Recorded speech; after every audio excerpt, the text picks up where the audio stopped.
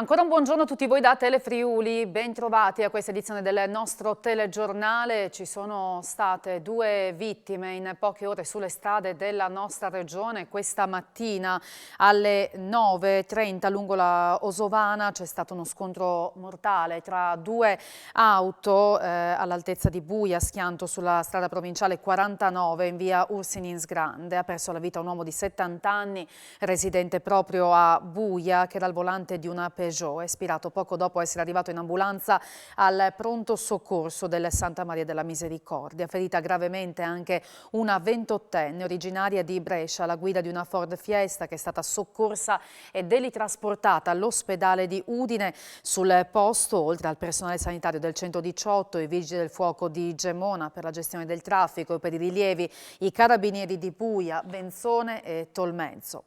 E c'è stata un'altra tragedia appunto ieri sera attorno alle 19 in via Gorizia a Udine. Un'anziana è morta dopo essere stata investita da un'auto all'altezza di via Monte Mangart. Per la donna Nerina Candidi Tommasi del 1939 non c'è stato nulla da fare. La donna era uscita assieme alla badante, alla sorella di questa e ai suoi 2 bambini piccoli per una passeggiata e stava attraversando la strada sulle strisce pedonali quando un Range Rover che proveniva da via Levate, si dirigeva verso il centro, l'ha urtata. Alla guida un uomo di 43 anni, residente nell'ex provincia di Gorizia, risultato poi positivo all'alcol test. Nel violento impatto l'anziana è stata sbalzata a diversi metri di distanza, subito soccorsa, è morta poco dopo l'arrivo in ospedale. Miracolate le altre 2 donne e i bambini. Il conducente dell'auto, indagato per omicidio stradale, dei rilievi si è fatta carico la polizia locale. 3 feriti al bilancio invece di un incidente stradale che si è verificato all'alba di oggi a Varmo sulla ferrata lungo la provinciale 95. Alle 6:40 di questa mattina 2 auto si sono scontrate, l'intervento è stato dei vigili del fuoco di Latisana e Codroipo ed è arrivato il personale del 118 anche con l'elisoccorso. Alla base dello schianto l'asfalto bagnato, forse una incomprensione fra i 2 conducenti. Sono più serie le condizioni di una delle persone coinvolte, diversi i disagi alla viabilità. L'annuncio dell'apertura di nuovi 26.000 posti per le vaccinazioni nelle strutture di riferimento di ASO-FC ha spinto questa mattina moltissimi cittadini a cercare di prenotare il proprio appuntamento per la vaccinazione o di anticipare quello già preso, e tutti i canali a disposizione sono stati letteralmente presi d'assalto. Per prenotare la vaccinazione anti-Covid, digiti il tasto 4. Per accedere al servizio di donazione... Call center, web app e farmacie sono stati presi d'assalto questa mattina per le prenotazioni di vaccini, in particolare di terze dosi, dopo che ieri l'azienda sanitaria universitaria Friuli Centrale ha annunciato l'apertura di altri 26.000 posti in tutta l'area di riferimento nelle prossime 2 settimane. Molti cittadini si sono rivolti ai canali di prenotazione per prendere un nuovo appuntamento, ma anche per anticipare quello già fissato o per chiedere di spostarlo in un hub più vicino alla propria residenza. Nei giorni scorsi si erano verificati alcuni disservizi con la difficoltà o l'impossibilità di fissare la data per la prima o la nuova inoculazione nell'area di riferimento dell'ASU-FC. Così alcuni cittadini hanno preferito, anziché attendere nuove disponibilità vicino casa, prenotarsi in una struttura di un'altra provincia. Altri hanno segnato in agenda la vaccinazione per fine gennaio.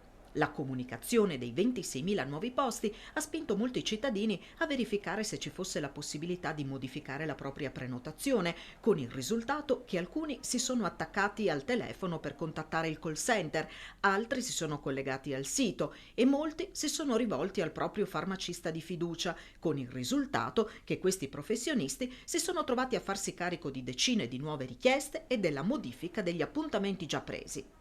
L'azienda sanitaria universitaria Friuli Centrale ha già fatto sapere che ritardi e disservizi potranno nuovamente verificarsi, proprio per il fatto che le terze dosi si aggiungono alla già notevole mole di lavoro per la campagna vaccinale delle prime e seconde e al fatto di garantire la continuità dei servizi in un momento di recrudescenza del virus. E per oggi intanto è attesa l'ufficializzazione del passaggio in zona gialla della nostra regione a partire da lunedì. C'è preoccupazione intanto a livello mondiale per la variante sudafricana.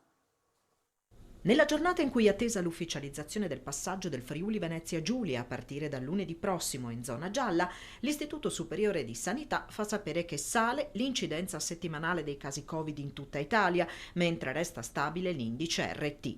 A preoccupare ora è la variante sudafricana che spaventa l'Europa e il mondo intero, con effetti peraltro anche sulle borse. Il ministro della Salute Roberto Speranza ha firmato una nuova ordinanza che vieta l'ingresso in Italia a chi negli ultimi 14 giorni è stato in Sudafrica, Lesotho, Botswana, Zimbabwe, Mozambico, Namibia e Eswatini. I nostri scienziati sono al lavoro per studiare la nuova variante, ha affermato Speranza. Nel frattempo seguiamo la strada della massima precauzione. Intanto nella provincia autonoma di Bolzano, con 458,9 casi per 100.000 abitanti, e in Friuli Venezia Giulia, con 346,4, si registrano questa settimana i valori più alti dell'incidenza di casi Covid-19. Lo evidenzia il monitoraggio settimanale della cabina di regia. A livello nazionale, l'incidenza in 7 giorni è passata da 98 a 125 casi ogni 100.000 abitanti. L'RT medio rimane stabile a 1,23. Il Friuli Venezia Giulia resta l'unica regione in Italia con tasso di occupazione dei posti letto Covid sopra soglia critica sia in terapia intensiva che nelle aree mediche. Si recavano sul posto di lavoro senza Green Pass, per questo motivo 21 persone sono state sanzionate in regione nell'ultimo mese e mezzo. La media parla chiaro, un lavoratore ogni 4 controlli viene trovato privo di Green Pass e questo è il valore intermedio delle violazioni emerso nell'ultimo mese e mezzo in Friuli Venezia Giulia. Dal 15 ottobre scorso, data d'ingresso dell'obbligo del Green Pass nei luoghi di lavoro, i carabinieri per la tutela della salute, su 86 ispezioni eseguite, hanno sanzionato per l'assenza della documentazione sanitaria 21 persone su 400, dato che porta ad una media di una persona non in regola ogni 19 controllate.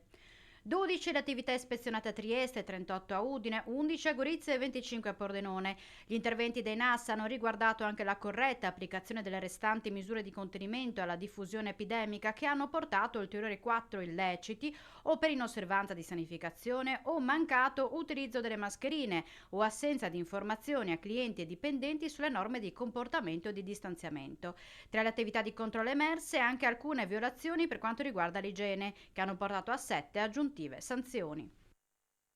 Sono 44 i docenti e ricercatori dell'Università di Udine che per il 2020 si collocano tra gli scienziati più influenti a livello mondiale per l'impatto scientifico delle loro ricerche in riferimento all'ultimo anno ma anche all'intera carriera, e quanto emerge dall'ultimo aggiornamento di uno studio della Stanford University pubblicato sulla rivista internazionale PLOS Biology nel 2019, i cui dati sono stati aggiornati da alcune settimane. In particolare 13 docenti e ricercatori dell'Ateneo sono elencati fra i primi 100.000 ricercatori per impatto citazionale indipendentemente dalla disciplina.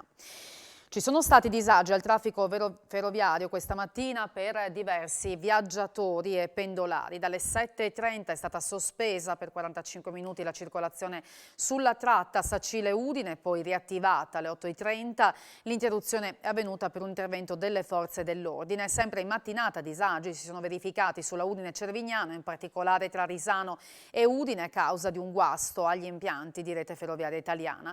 Il treno regionale 606 è stato fermato a Risano e sostituito da 3 corriere sostitutive che hanno trasportato gli utenti dopo una lunga attesa. Deviato via Gorizia il regionale 16.607 da Udine per Trieste, mentre i passeggeri che da Udine erano diretti a Palmanova, Cervignano e alla Trieste Airport sono stati fatti salire a bordo di un altro convoglio. Soppresso infine il treno nella tratta Palmanova-Udine, l'R3528, sostituito da un ulteriore bus sostitutivo.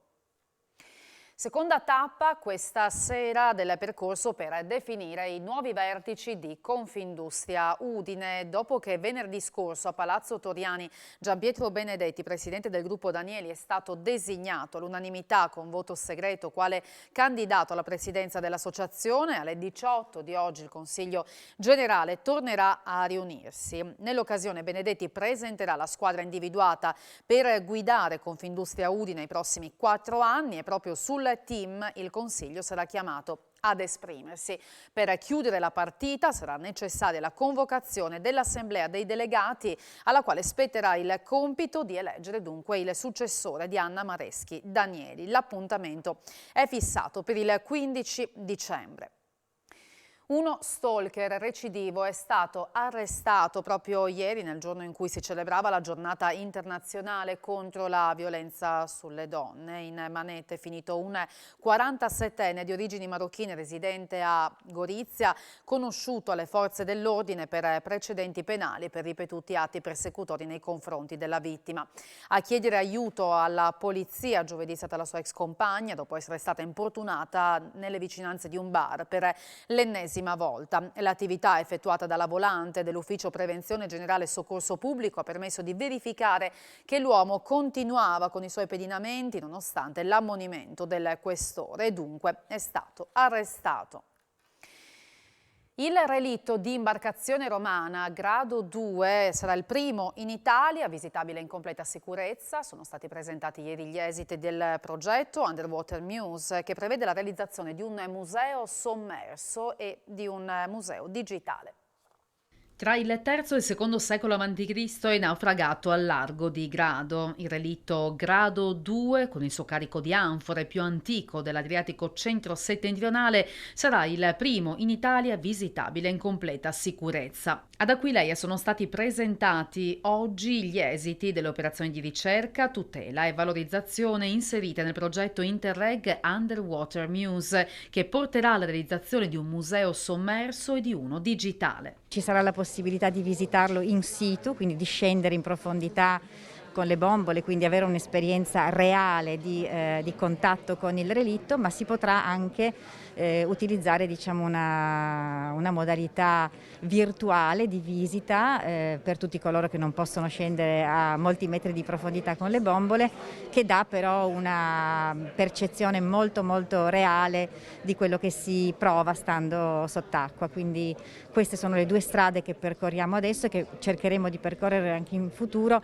anche per allargare l'ambito del pubblico che possiamo raggiungere e quindi cercare di mettere a disposizione di tutti coloro, anche delle persone più fragili, i risultati delle ricerche che stiamo conducendo. Ci fermiamo qui, tra poco vi ricordo l'appuntamento con A Voi la Linea. Grazie per aver seguito il nostro telegiornale, buona giornata.